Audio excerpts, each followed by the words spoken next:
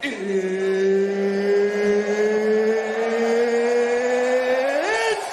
time! Get up, let me begin. This is TWSN. You ain't heard about us yet, well, Hello, and welcome to the TWSN Patreon page. Here we will provide you with the sports betting tips, picks, and information in order for you to become a successful gambler. We have 5 packages that I think really do an incredible job of providing the information tailored to you, what you want, and what your sports betting needs are. For more information, reach out to the TWSN team, but we have a ton of stuff coming your way. Content from fantasy football, sports betting for UFC, NBA, NHL, and of course, the NFL. We are so excited to be able to bring this service to you, and let us know if there's any more information you need. Get up, let me begin. This is TWSN. You ain't heard about us yet, well, you better know now because it's the place that it all goes down on. Ladies and gents, welcome back to another edition of Strikes and Submissions here. I'm Dorian Wright, along with my co-host Michael Daly. Mike, how you feeling today? I'm pumped. We have a great show, a lot to recap, a lot to preview, and a lot to get after. For sure, and obviously make sure we follow TWSN on Instagram and Twitter, as well as give us a subscription on YouTube. Hit that bell too. And we got a big card coming up. But we're gonna dive straight into something that happened last week. Douglas Lima, Michael Venom Page, Bellator main event. Only 3 rounds, which, Scott Cokers came out and said 2022, all main events are 5. I don't know what took them so long. But Mike, overall, that highly anticipated rematch. I know it didn't live up to expectation, but how do you think the fight went? First, I want to talk about quickly the change in the rules. It's about time. Please. It's so awkward where you watch all of these other promotions, their main event stands out because it's 5 rounds. Bellator, unless it's a championship fight, it's 3 rounds. I'm glad they're changing that. If Lima-Page was 5 rounds, I don't know if it necessarily would have had a different outcome. I still think it would have been very close.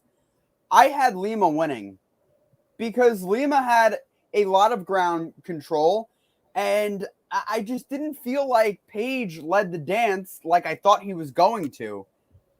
From my opinion, I'm not here to criticize the judges, but I do think there's something to be said for Page fighting in front of a home crowd.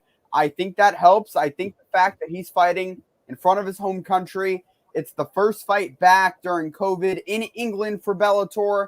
I think that's a big occasion as well. MVP is a massive fighter. And I'm not saying that the fight was rigged. That's not what I'm insinuating whatsoever. I'm just saying I think there may have been a little bit of a slant because it was in England. And Page, it was a close fight for him. I just don't think he did enough to win. I don't think he won a lot of the striking battles, which I thought he was going to win, and I expected him to.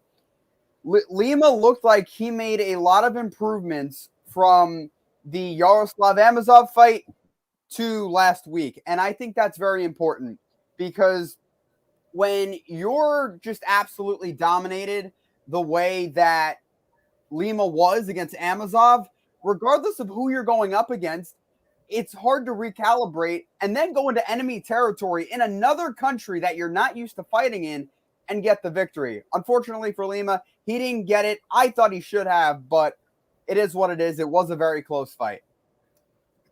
Yeah, I think that I personally had MVP winning the fight when I watched it live, but like you make some good points with the ground control and the grappling aspect. MVP didn't get up. Granted, Lima didn't do much damage when he had the control, but Lima didn't get up. Lima didn't do anything. MVP didn't get up. He didn't do anything. So if it would have went to Lima, I would have totally understood, and I wouldn't be mad at it. But like you said, they're in his backyard. MVP is going to get that decision. And I think maybe Bellator wanted MVP to win this. I don't think, obviously, they couldn't have predicted the fight being that slow-paced. But I think Bellator wanted it to be a trilogy because MVP is one of their bigger stars. And he he has a loss to Lima, who's the only guy who people think, one of his toughest fights, the toughest guy he's fought. So I don't know. I thought that both fighters looked a bit hesitant. It looked like they were, even though they've been in there before, it looked like they were still trying to feel each other out almost. And in a 3-round fight, unfortunately, there's just not enough time to feel each other out, which is why I think a lot of people were upset that it's not 5 rounds. And, MMA Twitter, I'm going to say it again. MMA Twitter is the greatest power of all because it's gotten Dan Hooker a visa. It's gotten Dan Hooker to the UFC. It's gotten Bellator to change their main events to 5 rounds. Like, it just gets the job done. So, obviously the fans were upset because I was kind of lackluster, maybe give it 2 more rounds and see if anything else pops off. But I don't think that fight was ever going to give us the fireworks that the first fight did. And there was, I don't know if you saw it, but there was a moment, I think in the second round, exact same thing in the first fight happened. Lima catches him with a leg kick, almost uppercuts his head off. MVP pops up way too quick. He knew. He's like, I'm not getting hit with the same shot twice. Fool me once, you got me. You're not going to fool me again. But yeah, I did think MVP being the more active on the feet is what should have gotten him the win. And I think it did. Lima did have a couple takedowns, but no damage really done. And just laying on top of someone isn't good enough to get a win, in my opinion. But overall, lackluster fight. Hopefully they run it back. I would love to see them run it back. I don't want to see anyone get a title shot off of a fight like that. But yeah, run it back 5 rounds and make it in Lima's home country. Why not? I don't even know if it'll be anywhere outside of the U.S. for the next time around, because there's a good chance that Lima-Page III, depending on if or when that fight happens, it might be on the undercard if it's on a night where there's a championship fight. Because if you're Bellator, I'm not saying a trilogy wouldn't deserve a premier spot, but I think it would only help a card and might help you get more viewers with the fact that it's not a main event. It would be probably a co-main event. So I would say to Bellator, I think it would be a good idea if you try to pair up a trilogy between those two, have it under a championship card. I think that would be great. I think it would help out because, again, is a third fight going to be all that different from the way the second one went? And the reason why I bring up the second one is because the first one, to me, was an outlier. The way that ended, it was crazy. In the first one, I had MVP up on my scorecard in 2019 until that crazy finish. But the way the second one went, I think the third one will be kind of similar, and I think a lot of people will be disappointed. So if you have it as a co-main event, I don't think that's bad at all. I don't really think fans are losing out because, again, it's a co-main event. They got 2 fights already from it, and it's a good complimentary piece. That's what I'll say. That's fair. I do think given 2 of your biggest stars in the sport, you're probably going to put them in a main event. Or at least, in the promotion, you probably put them in a main event. But like you said, it would only help boost the card if they put it as a co-main, another 3-rounder as a co-main, under maybe, Pitbull at 55, because he just vacated his belt for his little brother. So I thought that was cool. So I don't agree with that at all. You don't like that? No, I don't. Because talk to me. If you're Patricio Pitbull, I understand you love your brother to the end of the earth. I get that. But at the end of the day, you are arguably the greatest fighter in Bellator history.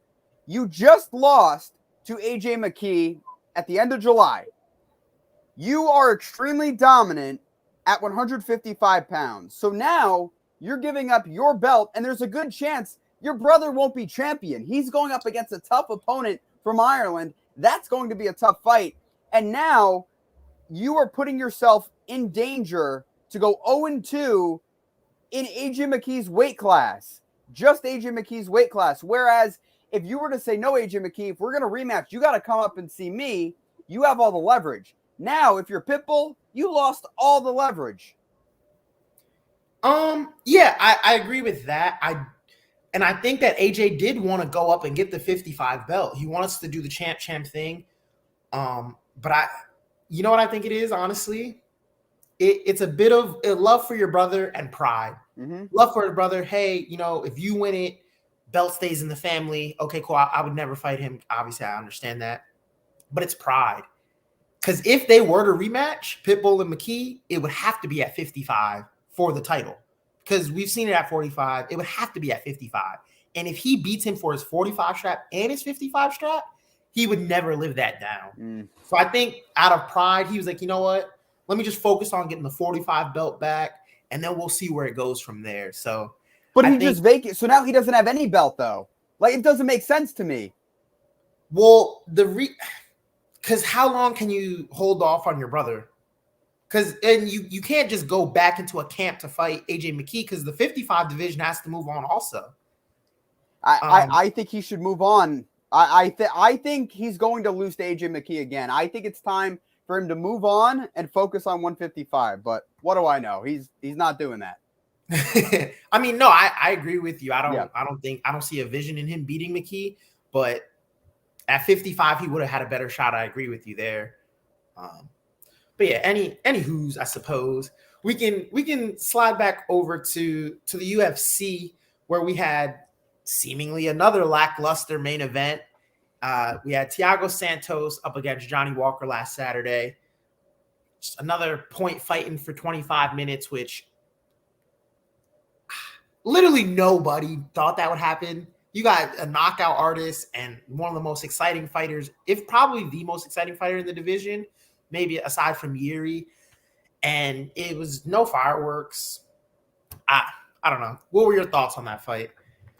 I think the biggest problem was that it had to follow up after the barn burner that was the co-main event. And I'll let you talk about that later if you want. But Holland Dawkins, that was a hard act to follow because of how crazy that fight was and also how anticlimactic that fight was. So now you had so much time wasted when they were trying to figure out the end of the co-main event. And then as the main event came out, that was an extra 20 minutes that was just wasted because they were trying to figure out everything. And I think that kind of dampened the mood because everyone just saw an exciting fight. And then you have two guys who the expectation is that they would knock each other out in the first round. And that didn't happen. I don't think it was a terrible fight like I saw some people saying. Some people were saying, oh, these guys are terrible. No, they're not. These are high-level athletes, and the problem is both of them know that one false move, they're getting put out. And I think that's part of the reason why they were so tentative. Specifically, Johnny Walker. Johnny Walker was very tentative, and I didn't really like the way he was fighting in terms of being very passive because he was just letting Thiago kind of lead the way. Thiago was letting him come back, but I think Thiago had a big enough lead on the scorecard that towards the end he could take off a little bit. And I had a big problem heading into the fifth round when John Kavanagh, Johnny Walker's coach, said, I think we're up in this fight. I don't like when coaches say that when the fight's close. I get you want to rile up your fighter, but you can't speak with a certain sense of certainty. Because with a fighter like Johnny Walker in a close fight, he's going to coast and he's going to be very defensive. And I think that's part of the reason why he fell on the scorecard because he probably thought, all right, I have this in the bag. I just have to ride this one out. No, you had to put on an impressive showing. John Kavanagh, I don't think, said that well enough. I think he made a mistake. And I think that's part of the reason why Walker didn't perform as well. I'm so glad you brought up John Kavanagh. I've been seeing a lot of people saying, Johnny Walker was ruined by going to SBG Ireland. And, that's okay. That's one thing you can say. I don't think you can say a fighter's been ruined off one fight. But I was seeing a lot of, one of the most entertaining fighters. Now you're turning him into a point fighter and this isn't his game. And you're telling him he's up and he's not. And I agree with you on that. A coach or a cornerman, or if you can talk to him in the corner, if he can hear you, he or she can hear you. Never tell them, hey, you're up 3-1 or up 2-1 unless it's for sure certain. And in a point fighting match like Santos and Walker had, there's no way to know who's up on the card. Now, you said you thought Thiago had a comfortable lead. Okay, I guess the judges thought so also. So maybe you're right. But even then, if Santos' corner said the same thing to him, I would say the same thing. Like, you just don't tell your fighter that. And I wrote down, actually, it's funny you brought that up. It reminds me of the exact opposite thing of what Floyd Mayweather told Tank Davis in the Barrios fight last time. He went over to him. He's not a cornerman. He's on his phone. He's like, look, the live odds have you down right now. You have to knock him out to win. Tank's like, wait, are you serious? He's like, I wouldn't lie to you, Rob. Keep it on 100. I wouldn't lie. John Kavanaugh, maybe he's a little biased towards his fighter, thought he was winning the exchanges. I thought Johnny Walker was winning the exchanges. I think in the 5th round, Santos hit him with a big shot that kind of won him the fight. I had it 3-2 Santos. But either way, I didn't think it was like a robbery or anything. But I don't know. I feel like a fight with that magnitude, like you said, with the delay of the co-main and, their walkout music's supposed to play at 12:30 and, it goes 12:50 or something like that. So, okay, cool. I could see where the disconnect would be. But let's just be real. It wasn't an exciting fight. It wasn't a bad fight. I would never say the fight was bad. I enjoy technical chess matches. But I thought that Santos landed the bigger shots in the fight, which kind of surprised me because Walker, to me, is the quicker of the two fighters. I thought he'd be able to get in and get out, which is kind of his style, his MO throughout his whole career. But yeah, it was just underwhelming to say the least. As far as the co-main event now, that was also underwhelming. But I think Kevin Holland and Kyle Dawkins, that was a great fight. Like, it was a barn burner for as long as it lasted. Obviously, the headbutt knocks him out. What was it? Big John or Dan Miragliotta, one of the two. Miragliotta. Bellator. Yeah, he's a Bellator announcer. Miragliotta didn't step in. I don't know why. It looked like he kind of tripped over him when he went to step in. But yeah, what were your thoughts on that? Did you think it should have been called a no contest still? I think they got it right. I think they got it right. I even heard Big John say that they got it right. So whatever Big John McCarthy says, because I feel like he is the be-all, end-all when it comes to rules. Big John McCarthy is great at it, and he agreed with Dan Miragliotta. The reason why I think Dan Miragliotta didn't step in when that headbutt came out is because he said when that first impact happened, he saw Kevin Holland fall face first, and he was getting ready to jump in and stop it. But Holland did a quick tumble roll, and he showed that he was okay. And then Miragliotta stepped back because he was like, all right, he's fine. He didn't think he was, but he just assumed, all right, well, he's fine. And then that clash of heads led to the submission. For a rematch, I don't see this going much differently because Kyle Dawkins is a solid wrestler, and he's a decent striker too. People don't give him enough credit for his striking ability. He hung in there with Kevin Holland. That surprised me. I always knew Kyle Dawkins had hands, but Kevin Holland is a solid striker with his kung fu background. Dawkins hung in there, and he set up his strikes for takedowns, which led to the clash of heads and the submission. I don't see November 13th's fight going any differently because Kevin Holland, yes, he is training with Johnny Hendricks. I get it. But Johnny Hendricks trains a lot of Greco-Roman collegiate-style wrestling. That's very different from MMA wrestling. And I feel like that MMA wrestling is Kyle Dawkins' bread and butter because that's how he sets up his transitions on the ground, sets up his submissions by getting your back. Or if it's standing, he's able to choke you out that way by going for a takedown, backs off, goes for the neck. He does a lot of tricky things that are hard to defend. Kevin Holland, I don't know if 5 weeks or whatever it would be, 6 weeks, now 5 weeks, is enough time to prepare after going through a grueling training camp. Then you got to go through it again and still work on your wrestling. I don't know. I still favor Kyle Dawkins in a rematch. That's fair. And one thing, I'm glad you mentioned the time frame because it's weird, right? Usually when fighters get knocked out or submitted and it's like a choke out some type of way, they'll give them a 6-month suspension.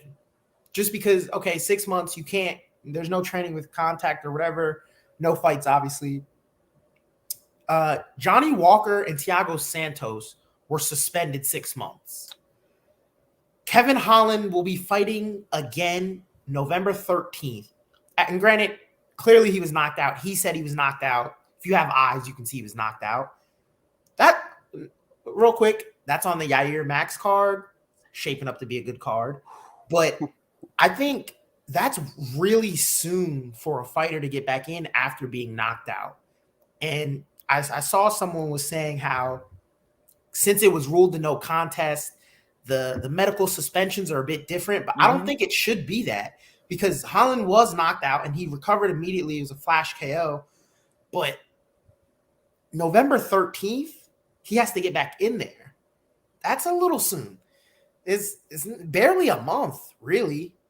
So, I mean, I'm all for, and you don't have to tell Holland to get back in the ring. He's the most active fighter we have in the sport. But I think it's a bit too soon. I don't have a prediction for the rematch. As long as, I mean, let's give him credit because we came on here and we told it how it was. His wrestling defense was really bad. His last couple fights, he didn't get taken down. It got better, yeah. Hendrickson, it was a success. Granted, he got taken down with a headbutt. They probably wasn't drilling that in Hendrickson. But, I mean, Kevin Holland's wrestling defense looked better. So I want to give credit. But I'm not going to lie. Like you said, Dawkins was keeping up with him on the hands. And I'm like, wow. I don't know if it was he was just scared he was going to shoot eventually, so he didn't let his hands really go. But regardless, I do think that was the right call of a no contest. I think he should have stepped in immediately before, even if he saw Kevin Holland pull guard roll to his back, should have stepped in immediately. But letting it play out, seeing him get choked, and then reversing it, I didn't really like it because you just made Dawkins do all of that work for nothing when he could have stopped 2 minutes before if it would have just been called the no contest. So you kind of take a win bonus from him too. Like it's like, and Dawkins didn't headbutt him on purpose, so I don't know. It sucks to see things like that, but either way it goes, I'm happy that they are running it back. I'm happy that Dawkins isn't just going to run and, I beat you, I choked you out, I'm moving up now. I'm glad that they're running it back. So good for them. And then actually this week for our fight night, we have Mackenzie Dern against Marina Rodriguez. This is going to be a banger. We were just talking about it before the show started. Tough pick, man. Who you got in this one? I'm going to go with Mackenzie Dern. Mackenzie Dern, in my eyes, Dorian, and I don't know how you feel, she's a future strawweight champion. That's how I perceive her. Absolutely. I think the way MMA is now, if you're a grappler at a high level, it's only helping you in terms of the championship picture in your division. It only helps.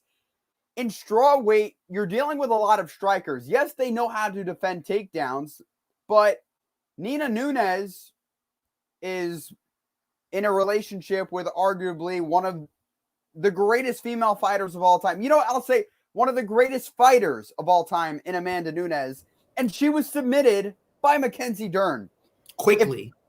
It wasn't a long fight whatsoever. I have a hard time picking against her against someone who is prone to striking. Now, Marina Rodriguez has Fist of Fury, and we talked about it before we went on air. She can crack. She can crack with the best of them. And you know what? She has a chance to put Mackenzie Dern's lights out. But again, that's a big if she's able to do that.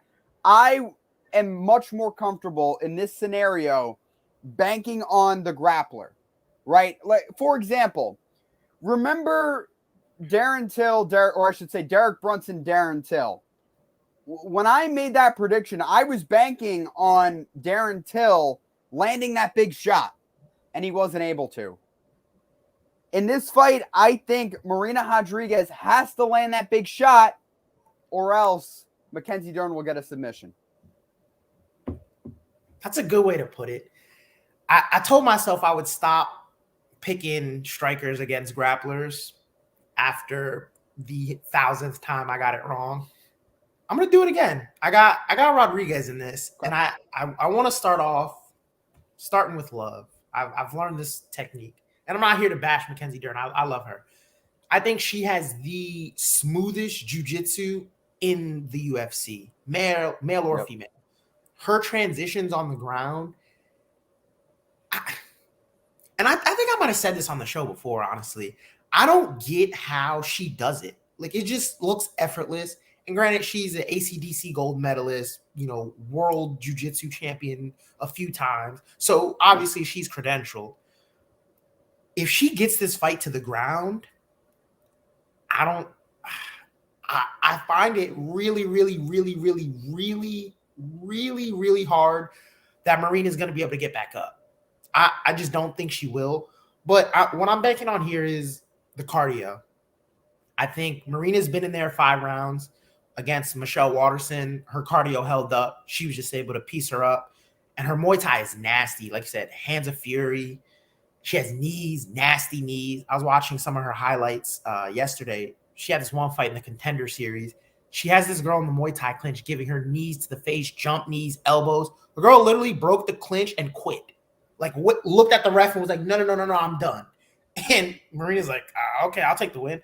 But like, when you're able to break someone like that, it's different. And I think she's rolling now. And the only loss on Mackenzie Dern's record is against Amanda Ribas. We saw what Marina did against Amanda Ribas. Flatlined her. Herb Dean stepped in. Just kidding. Boom. Broke her off something nice again. I don't know. I don't think she needs to land one big shot. I think she can do some good work over 25 minutes. I have Rodriguez in a unanimous decision. Now you're doing something you criticize me for. You're calculating MMA math here. I don't know. I don't know, Dorian, if you picked up on that, but little MMA math. You did something that you criticized me for. Yeah, she beat Ribas, who earlier on in Mackenzie Dern's career beat Mackenzie Dern. I get it. But it's a different Mackenzie Dern now. Mackenzie Dern, she's locked in on that title picture. And someone like Marina Rodriguez is in her way. And you could say the same thing. Mackenzie Dern is in Marina Rodriguez's way because you and I spoke about it before. Like we said, the winner of this is in line for a title shot in the future. Maybe not immediately, but down the line, this fight will only help them where they might be 1 or 2 fights away, and then they get a title shot. This is an elimination bout in the strawweight division. That's the best way for me to put it. Mackenzie Dern is a much improved fighter than she was when she lost to Ribas the first time around. And I think if Dern and Ribas were to fight again, Dern would sub her. That's how I feel. I feel like Dern is that much better this time around. Yeah, no, for sure. And with the MMA math, it's interesting because, it's been a few years. Obviously, people can get better and things like that. But for me, what it comes down to is confidence. Marina's confidence is at an all-time high. Mackenzie's confidence is at an all-time high. Like you said, this is a title eliminator. Might not be a number 1 contenders fight because we do have Carlos Esparza and Jacek ahead of them. But the winner of this, if they can match up with Esparza or Jacek, that's a number 1 contender fight. Yeah. And I think if it does go to the ground, obviously Dern's going to get the job. Well, let me not say that. But if it goes to the ground, I feel Dern will get the job done, submit her. But Rodriguez's takedown defense has been solid. If Mackenzie pulls guard, I think that's her best bet. But I don't think Mackenzie can stand with her for 5 rounds. I just don't see that happening. And forcing takedowns is the quickest way to get knocked out. Ask Curtis Blades.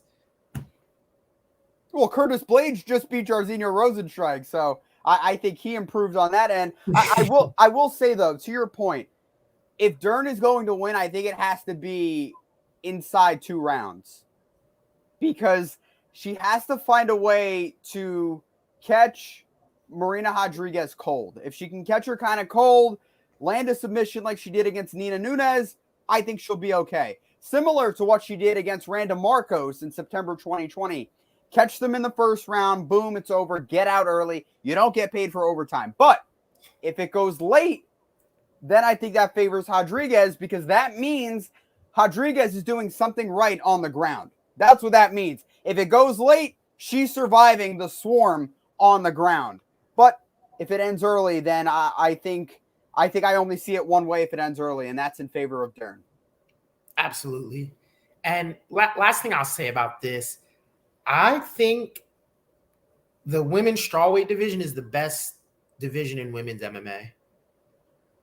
I think that the strawweights, when you look top to bottom, you got Rose, you got Wei Li, you got Jacek, Carla Esparza, Marina Rodriguez.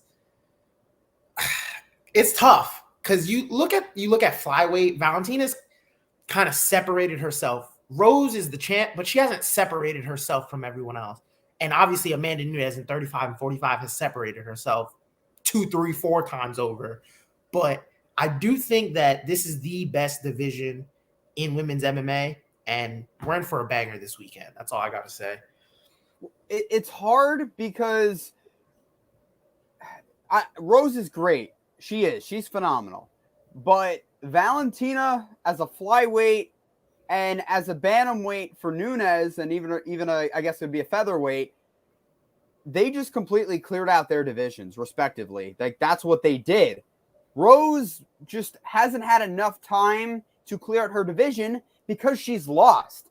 These two have not really lost. Valentina was the only one who's lost recently, and that was to Amanda Nunez. And in a way, those two are kind of on a path to meet each other for a third time. And because they've just cleared out their divisions, it's hard to keep track. But I will say, though, particularly talking about the flyweight division, there is some talent there. I'm a big fan of Jennifer Maia. I think Jennifer Maia is underrated. The fact that she even won a round against Valentina Shevchenko, that impressed me a lot. And there are other fighters there too. But I'll give you that. I think the strawweight division, because it hasn't been completely cleared out like the other 3 divisions, it is very competitive. Yeah. I mean, flyweight has Andrade, Chukagi, and Lauren Murphy, Maia. But Valentina's going to smoke them. Let's be honest, because she has. She has, and she will. But we have a new entry, King Casey O'Neill. I'm driving the bandwagon. I'll let you guys know right now. I'm the biggest Casey O'Neill fan. Miranda Maverick's in that division as well. So we have some young up-and-coming talent, but as it stands right now, I think 115 is the best, personally. Yeah. But you know what division is undoubtedly always the best in any sport? Heavyweight. You know it. I know it. We have the biggest trilogy of the decade. Well, easily of the decade. It's early, but this is a big heavyweight fight. I think this is bigger than DC Stipe 3. We got Deontay Wilder, Tyson Fury running it back one last time. Now, there's been a whole lot said. We've talked about it a couple times on here. You know, obviously the fight was supposed to happen a few months ago. Fury caught COVID, some complications with that. How do you see it going? It's coming, weigh-ins tomorrow, fight Saturday. The fight's here. It's crazy that it's here already. I will say Tyson Fury should win this fight. And I think if I don't want to say if I was a betting man, but if you are a betting person, it's probably more likely that Tyson Fury will win than lose. But I have Deontay Wilder winning. The reason being I have Wilder, I see it playing out in a weird way. I believe Fury is going to move forward like he did in the second fight.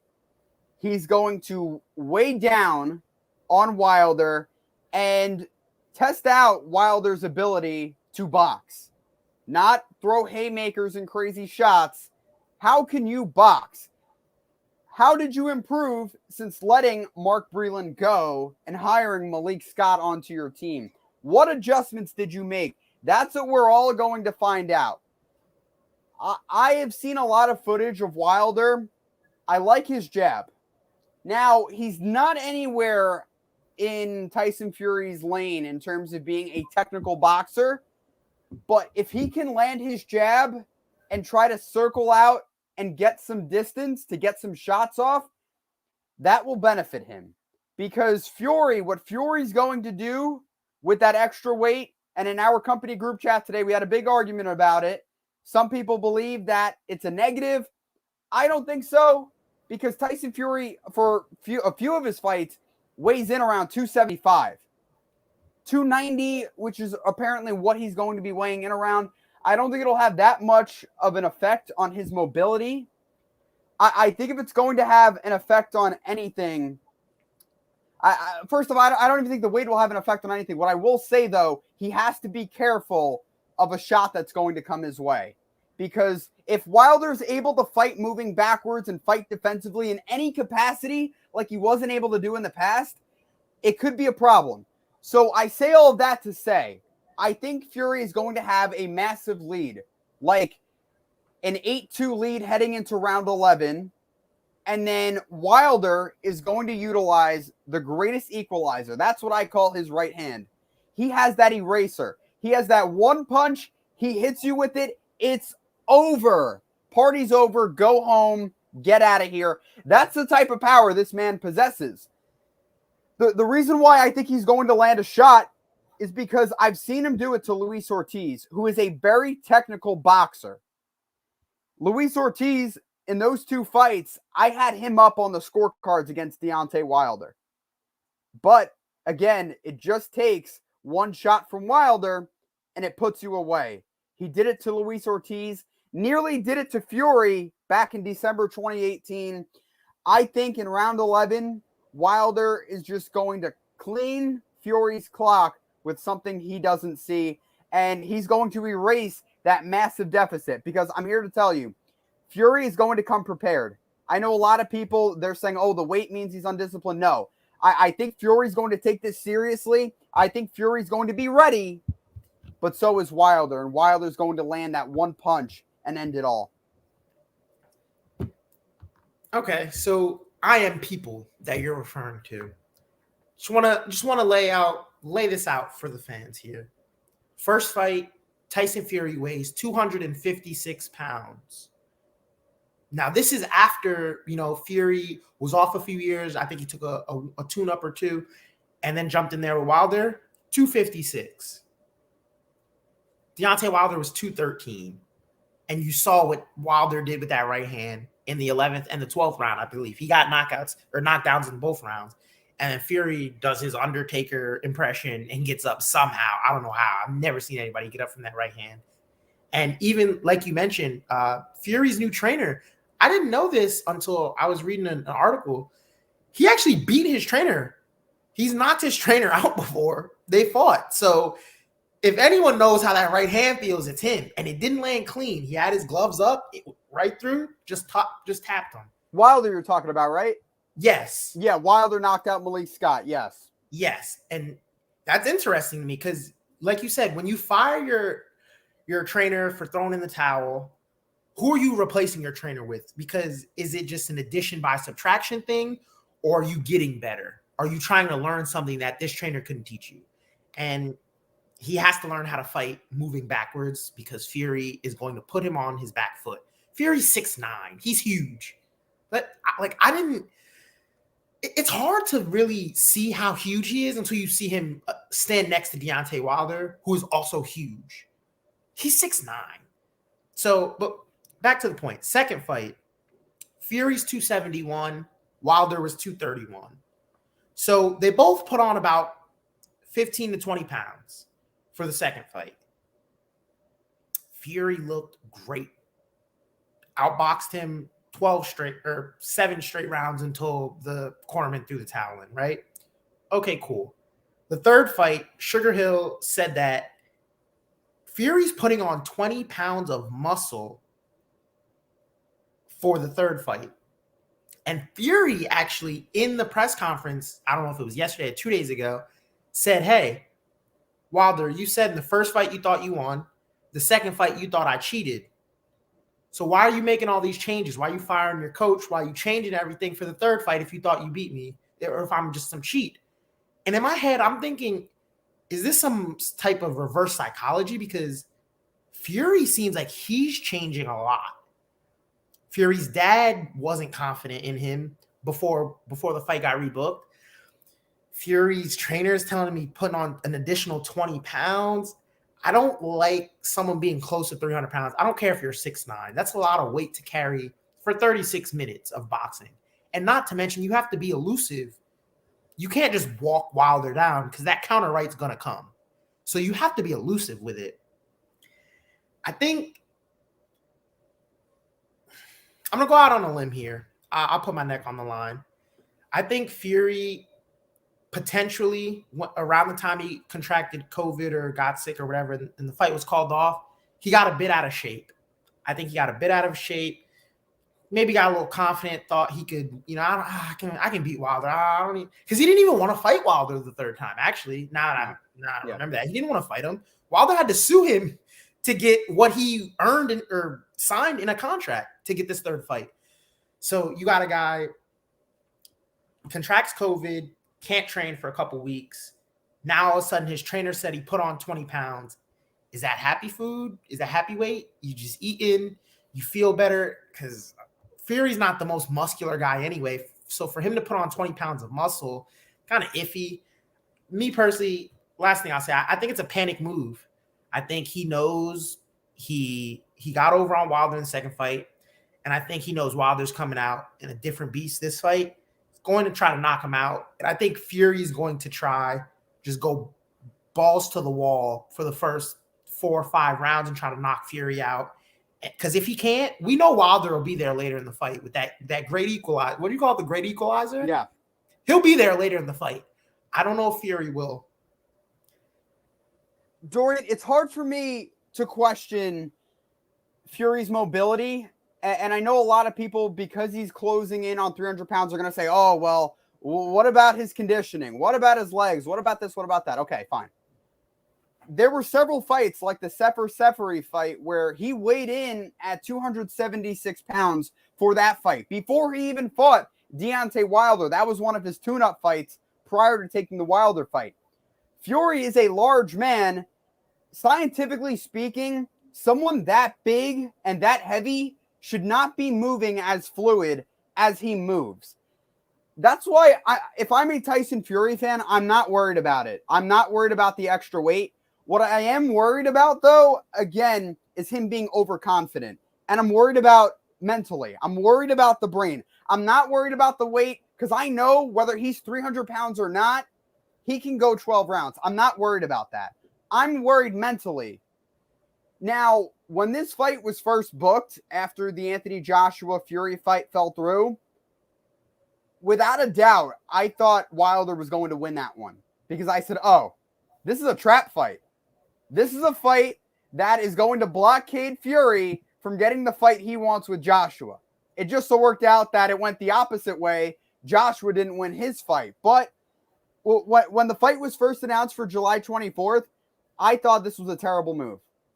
But Fury has had 2.5 months mentally to get it together, and I think he has. Of course, he in press conferences and in interviews, he'll always overlook his opponent. He'll always say disparaging things, especially about Deontay Wilder.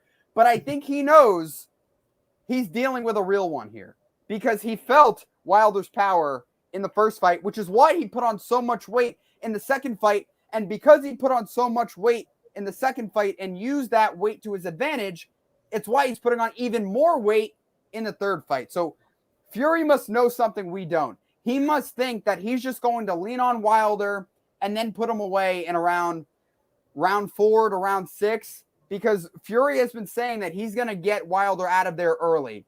I don't think so. I think Wilder is going to be much more technically sound than he has in the past. Is he going to be Floyd Mayweather? No. But I think he's going to be a lot more crisp than he has been. Like, he won't be flailing his right leg in the air. No, he'll be pivoting and turning into his shots. He'll be ready. But again, it wouldn't shock me if Fury gets a knockout. It wouldn't shock me if Fury gets a unanimous decision. But I think Fury's going to have a massive lead, and Wilder's just going to end it. He's going to erase that lead. I think it would shock me if Fury won by knockout. Why? Because I don't think he was going to knock him out in the second fight. I do think Wilder was taking a lot of damage. The corner threw in the towel. Good call. But Wilder said it himself. He's like, yo, you have pillows for hands, and none of those shots hurt me. You punched me in the back of the head. It's the only reason one of the knockdowns even counted.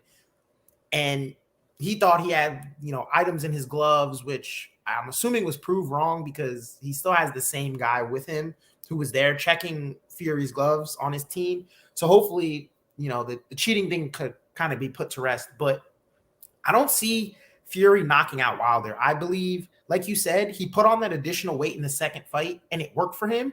So now he's going to try to put even more on.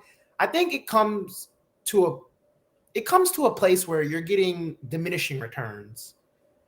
Because, yeah, you can be big and weigh on him, but how big is too big? And I'm not saying Fury's mobility will be limited because, like you said, 6'9", he can carry it. He can move well. He's quick, very skilled, very technical. But carrying that extra weight, he's never carried it before. And now you're standing on your legs for 36 minutes against a guy who only needs one punch. So your head's working, your brain's working. Like you said, the mentality's working.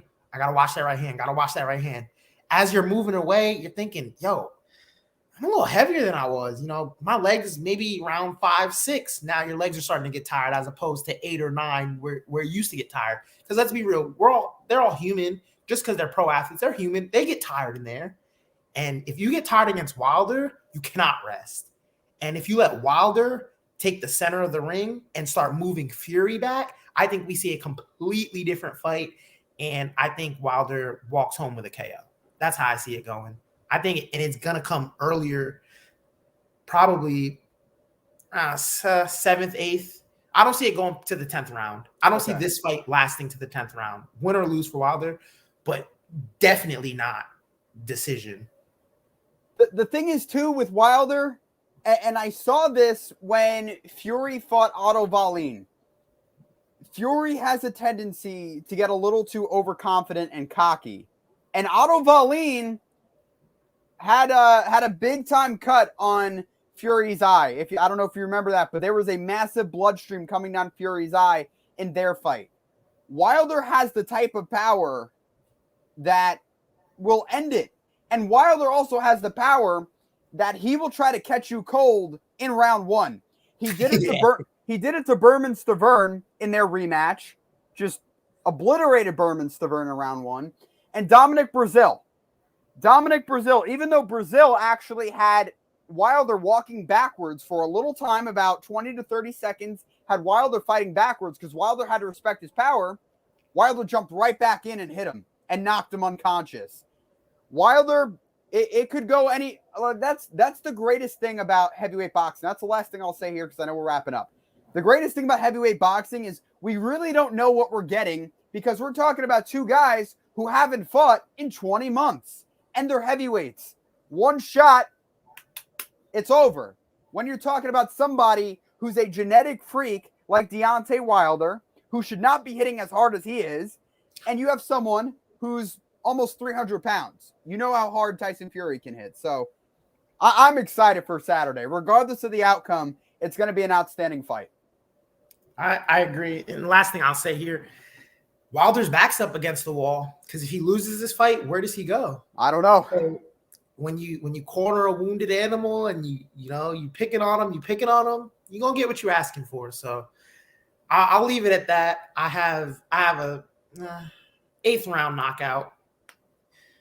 I don't know. You have a round for the knockout for Wilder? 11th. 11. Okay. Yeah. 11th, so, Dorian, I think you're going to hear the commentator say Wilder needs a knockout. Wilder needs a knockout. He's down big on the cards. Boom. Over. Wilder wins.